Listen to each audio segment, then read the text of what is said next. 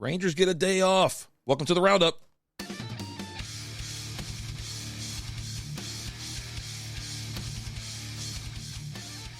Welcome in, Ranger fans. Welcome to the Texas Rangers Roundup with your host, RD. Hey, Rangers get a day off. It's Thursday, June 22nd, folks. They need a rest. They need a break. They've been playing nonstop baseball. I think they did 30 out of 31 days. They need a day off. Now, what we're going to cover, we missed the Sunday show, which usually gets put out on Monday morning.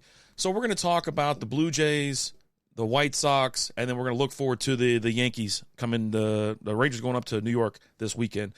So let's take a look. Let's check out some box scores. Why not, right? So Friday, Blue Jays rolled into town. It was 2-1 final. You're talking Blue Jays had 2 runs on 3 hits, 0 errors. The Rangers 1 run on 6 hits and 1 error. I hate seeing errors. I do. But more importantly, I think I don't like seeing men left on base. You're talking 6 hits and you only get 1 run, and that was in a third, and then it got goosed all the way out of there. Tough one to lose, but it is what it is. I'm not going to dive any deeper into that because we got kind of a lot to talk about, and we got limited time today. Saturday, again, Blue Jays and Rangers. Rangers bounce back 4-2, get that dub, and you're going to look at them. This time, the Blue Jays get the error, right? So you're talking 2 runs, 9 hits, a lot of people stranded, and 1 error. Rangers, 8 hits, 4 runs, 0 errors. I said that backwards. I'm a little tongue-tied today. You're just going to have to deal with it. I'd like to thank you so much for even being a part of this podcast at this point. All right. And then we looked at Sunday. Rangers absolutely, the bats were out. It was 11-7. So if you were sitting around watching that afternoon game, you had a lot of fun with it. You're talking, let's see, Blue Jays 7 runs, 9 hits, and 2 errors. And then the Rangers 11 runs, 15 hits, and 1 error. So kind of sloppy play when you start seeing both teams have errors or even multiple errors like the Blue Jays here. Okay, but it is what it is, right? But Rangers get out of there, 2-1 on the series, perfect, right? Then they had to travel up to Chicago to play the White Sox on Monday. Rangers take care of business 5-2. You're talking 5 runs on 12 hits, 1 error. Sox put up 2 runs on 9 hits and no errors. Not a bad game. Hope you got to see it. We're going to talk a little bit of controversy here coming up. All right, Tuesday, Rangers lose 6-7 on a heartbreaker. An absolute heartbreaker. Wait, is this one? Hold on. I'm getting my games confused here. I think it is. Yeah. This is the one. Lose 6-7, 6 runs on 11 hits and 1 error, right? White Sox, 7 runs, 9 hits, and 1 error. Listen, there's a play at the plate. Throw comes in from left field. Jonah Heim is not. He's got his right foot his toes are on the plate. His left feet are kind of out of bounds, out of the base path. He's standing there ready to receive the ball. He's not standing 2 feet with the baseline going right between his legs. Nothing like that. He's out of the way. The homeboy slides. He just slides right in like like there's no big deal. There's nothing blocking him. There's no blocking his path. Heim's not blocking the plate. Throw comes in, perfect throw. I think it was a 1 or a 2 hopper. Tag. You're out. All of a sudden, it's replayed. Why is it replayed? Looks pretty clean to me. Comes back. He's safe. Blocking the plate. Obstruction. I'm like, I've asked everybody to go back and check out the ending or for that moment and give me some feedback. I was a catcher for, 10 years, if not more. This rule was not in place when I was playing. You could get trucked. You know what I mean? I've been ran over before, but I've also stood my ground. I don't get it, to be honest. I don't know if it's because his foot is on the plate. Maybe you're not allowed to have any part of your body on the plate, but being a catcher, you want to know where the plate is. You know what I mean? And you use your feet for location. You're touching the bag or you're touching the plate. You know where you're at. It's absolutely asinine that they reversed the called them safe. Heartbreak for the Rangers.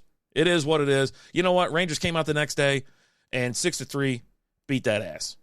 6 runs, 7 hits, 1 error, which I hate. Sox put up 3 runs on 4 hits, no errors. That's pretty much the controversy of the week. And it was kind of annoying. It was so annoying to watch, but I'm glad they bounced back, got that dub.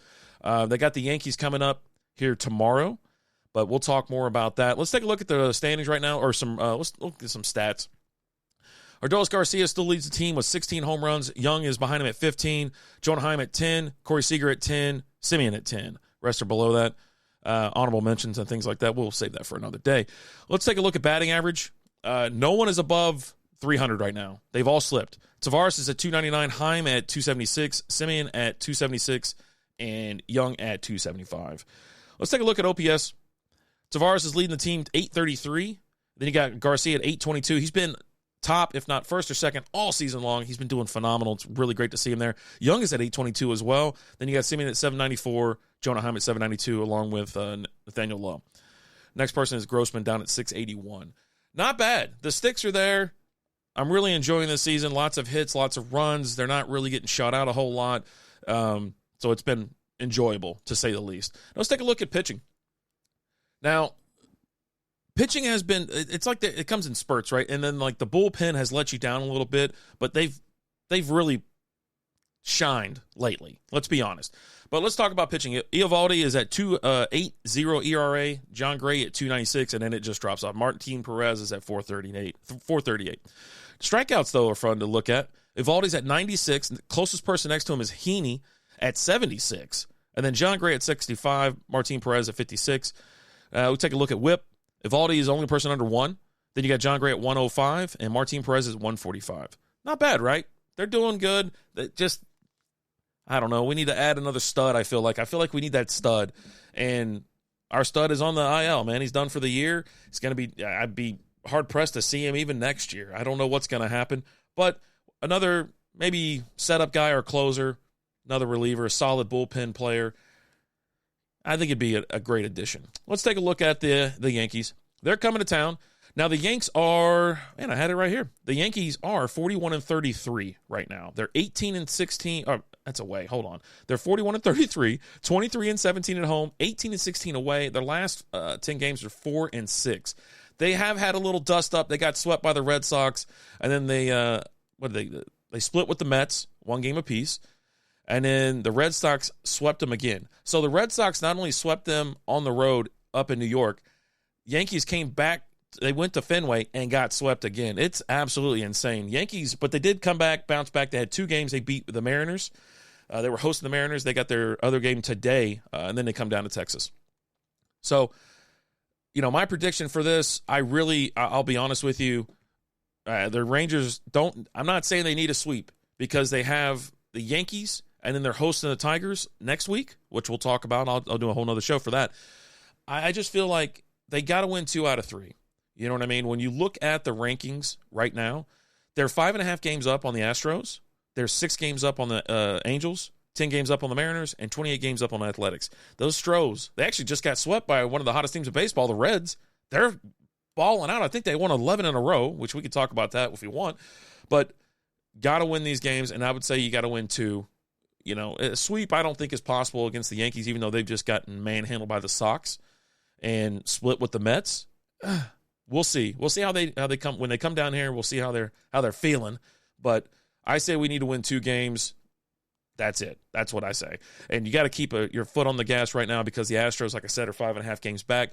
The Astros just they almost swept the Mets. They went 2-3 or 2 out of 3. Pardon me. And then they have to travel to play the Dodgers this weekend. So Dodgers looking pretty strong.